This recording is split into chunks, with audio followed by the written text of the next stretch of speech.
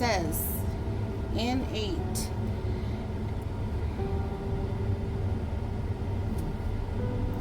and the men of Ephraim said to Gideon, why have you treated us like this, not calling us when you went to fight with Midian? And they quarreled with him furiously. And he said to them, what have I done now in comparison with you? Is not the gleaning of the grapes of your big tribe of Ephraim better than the vintage of my little clan of Abiezer? God has given into your hands the princes of Midian, Oreb and Zeb. And what was I able to do in comparison with you? Then their anger toward him was abated when he had said that. And Gideon came to the Jordan and passed over it, he and the 300 men with him, faint yet pursuing. And he said to the men of Succoth, give, I pray you, loaves of bread to the people who follow me, for they are faint, and I am pursuing Zebub and Zalmunna, kings of Midian. And the princes of Succoth said, are Zebub and Zalmunna already in your hand, that we should give bread to your army? And Gideon said, for that the Lord has delivered Zebub and Zalmunna into my hand. I will thresh your flesh with the thorns and briars of the wilderness. And he went from there up to Penuel and made the same request. And the men of Penuel answered him as the men of Succoth had done. And Gideon said to the men of Penuel, when I come again in peace, I will break down this tower.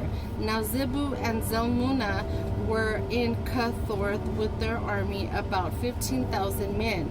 And all who were left in all the armies of the sons of the east were there, for there had fallen 120,000 men who drew the sword. And Gideon went up by the route, and those who dwelt in tents east of Nobath and Jabganeth, they smote their camp unexpectedly. For the army thought itself secure. And Zebub and Zalmunna fled. And he pursued them and took the two kings of Midian, Zebub and Zalmunna, and terrified all the army. Then Gideon, son of Joash, returned from the battle by the ascent of Heres.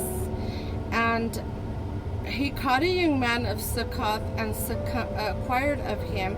And the youth wrote down for him the names of the officials of Succoth and its elders, 77 men.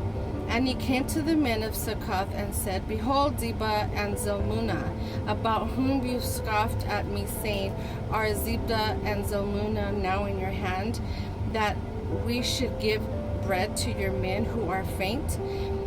And he took the elders of the city and thorns of the wilderness and briars, and with them he taught the men of Succoth.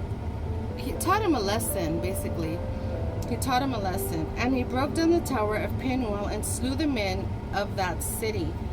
Then Gideon said to Zebub and Zalmunna, what kind of men were they whom you slew at Tabor? And they replied, they were like you. Each of them resembled the son of a king.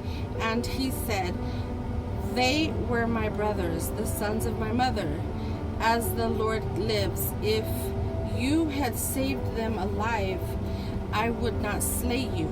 And Gideon said to Jether, his firstborn, to embarrass them up and slay them. But the youth drew not his sword, for he feared, because he was yet a lad. Then Zebub and Zalmunna said, rise yourself and fall on us, for as the man is, so is his strength.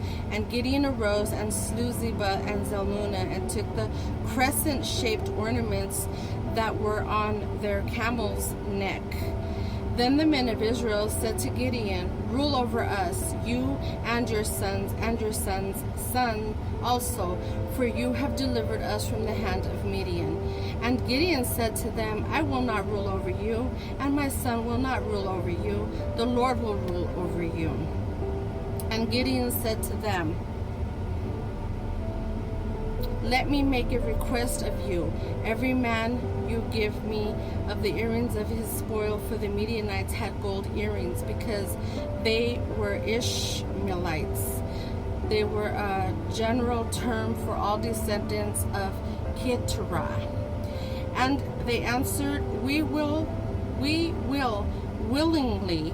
give them. And they spread a garment, and every man cast on it the earrings of his spoil. And the weight of the golden earrings that he requested was 1,700 shekels of gold, besides the crescent and pendants, and the purple garments worn by the kings of Midian, and the chains that were about their camel's neck. And Gideon made an ephod, a sacred high priest's garment of it, and put it in the city of Ophrah, and all Israel paid homage to it there, and it became a snare to Gideon and to his family. Thus was Midian subdued for the Israelites, so that they lifted up their heads no more. And the land had peace and rest for 40 years in the days of Gideon. Jerubbaal, that's Gideon, son of Joash, went and dwelt in his own house. Now Gideon had 70 sons born to him, for he had many wives. And his concubines, who was in Shechem, also bore him a son, whom he named Abimelech. Gideon, son of Joash, died at a good old age, and was buried in the tomb of Joash, his father, in Ophrah of the Abiezrites. As soon as Gideon was dead, the Israelites turned again, and played the harlot after Baals, and made Bel-berith their god, little g. And the Israelites did not remember the Lord their God, who had delivered them out of the hand of all their enemies on every side. Neither did they show kindness to the families of Jerubbaal, that is, Gideon, in return for all the good which he had done for Israel. I'm hearing a lot of in my spirit, and this is the thanks I get. Stay tuned for chapter 9. Thank you. Bye.